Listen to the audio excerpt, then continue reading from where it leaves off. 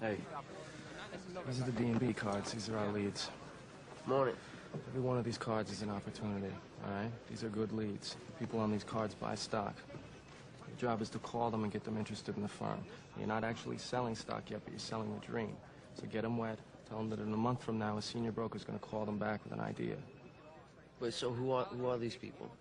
Average clients, 45 years old, from the Midwest, $150,000 annual income, $1 million net, has a local broker but loves a hotshot New Yorker who sounds good on the phone, you know?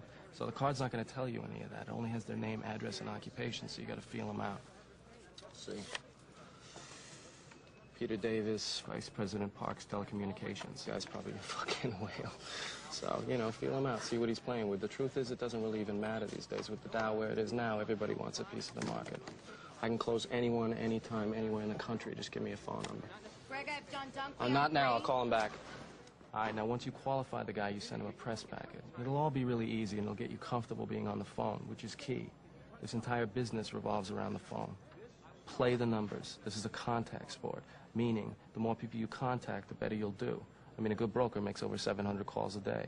What? What's the phone bill like here? This month was approaching 400,000. Now listen to me. Even though you're not actually selling stock yet, I want you to remember the quota we have here, okay? Do you see Glengarry Glen Ross? Yeah. Okay, do you remember ABC? Yeah, always be closing. That's right. Always be closing. Telling's not selling. That's the attitude you want to have, okay? Now, there's 2 rules you have to remember as a trainee. Number 1, we don't pitch the bitch here. What? We don't sell stock to women. I don't care who it is, we don't do it. Nancy Sinatra calls you, tell her you're sorry.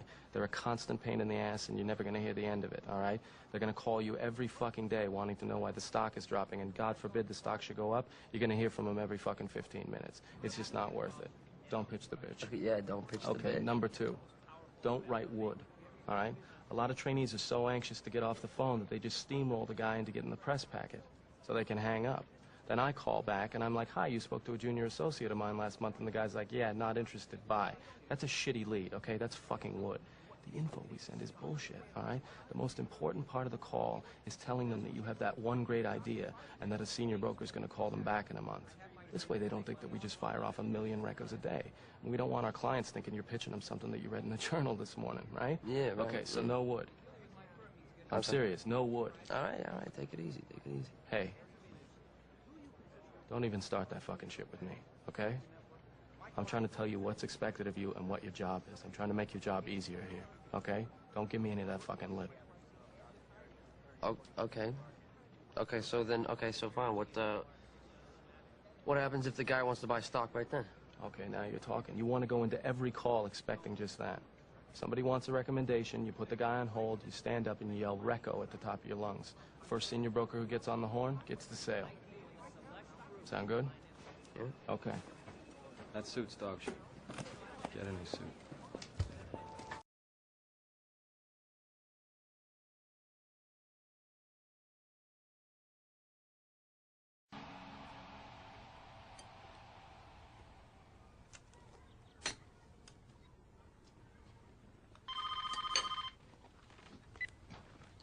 Hello? Hi, Mr. Davis. This is Ron calling you from the Daily News. How you doing this morning? It's Davis, and I'm not interested. Okay, I'm sorry to have bothered you. Have a nice day. Wait a minute. Wait, that's your pitch? You consider that a sales call?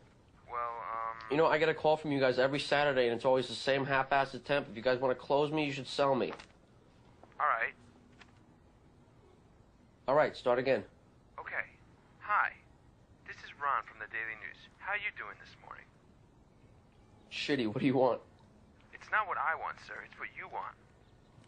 Ron, now we're talking. All right, what are you selling me? I'm offering you a subscription to the Daily News at a substantially reduced price. We're trying to reach out to people that have never had home delivery before. Right, so basically you're saying that everybody else who already has a subscription is getting fucked on this one? Yeah, I guess so. All right, well, I can handle that. So tell me, why should I buy your paper? I mean, you know, I mean, why shouldn't I get the Times or the Voice, you know? Well, the Village Voice is free, sir. So if you want it, you should certainly pick it up. But the Daily News offers you something no other paper can. A real taste of New York. We have the best features, more photographs than any other daily in New York, and we have the most reliable delivery in the city. Now, what do you think? You know what I think, Ron? I think that was a sales call. Good job, buddy. So you're going to buy a subscription? No, I already get the Times.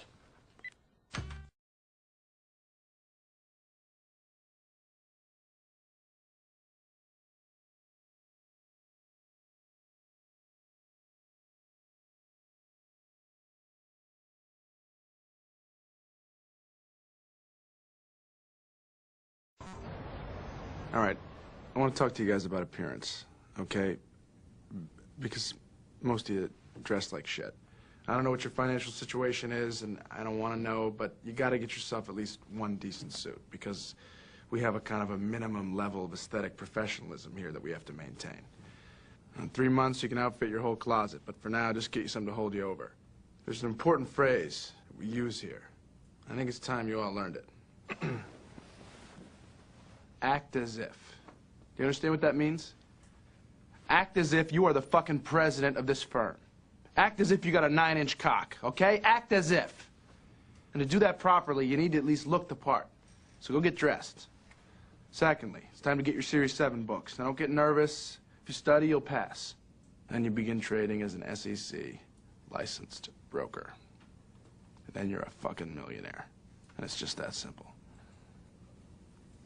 I need $300 from each of you for the books, which will be returned if and when you pass the exam. And I need that tomorrow. That is all.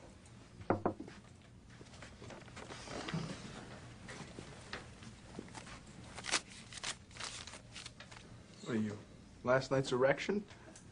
Yeah, well, you know.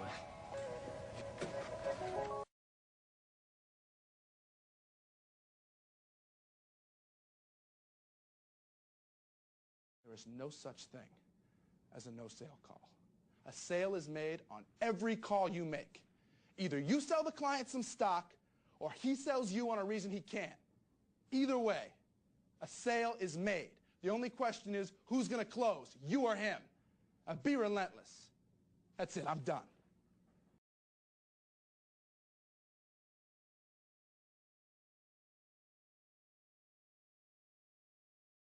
What's wrong? Nothing. Seth, I know you. Just work. It's your father, isn't it? No, everything's great with my dad.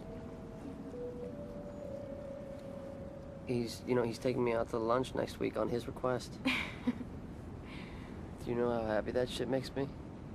I do. You know, I mean, it's all based on this job, this very legitimate, respectable job that he can tell his friends about during the Yom Kippur appeal. But, you know, I'll take it. I mean, fuck. I'm so fucking close. No, and I'm fucking it up. I mean, How are you fucking it up? I went to the office, the Med Patent office this morning, and there isn't one. It's cardboard. There's nothing. There's no employees. There's no research and development. There's nothing. I found out how Michael's making his money. We're selling stock for companies that don't exist. Do you know what bridge financing is? No. Well, basically, it's a way to raise capital for a company that's trying to go public. They get money from outside investors. They're the bridge. And it's perfectly legal as long as there's no connection between the investors and the firm, but Michael's fronting his friends as the investors on every IPO we do. So that's why all the names on the contracts are the same. Right. And then he has us push it all in the open market. We're basically selling Michael's shares. And that's where the $2 rips come in. He can afford to pay us that much, and it's worth it for him because he depends on us to literally create the market for him. And there's no other firm selling this shit. It's all artificial demand. And then as soon as we sell off his position, there's no need to maintain the inflated price anymore. We stop pushing it, and then... And then it crashes.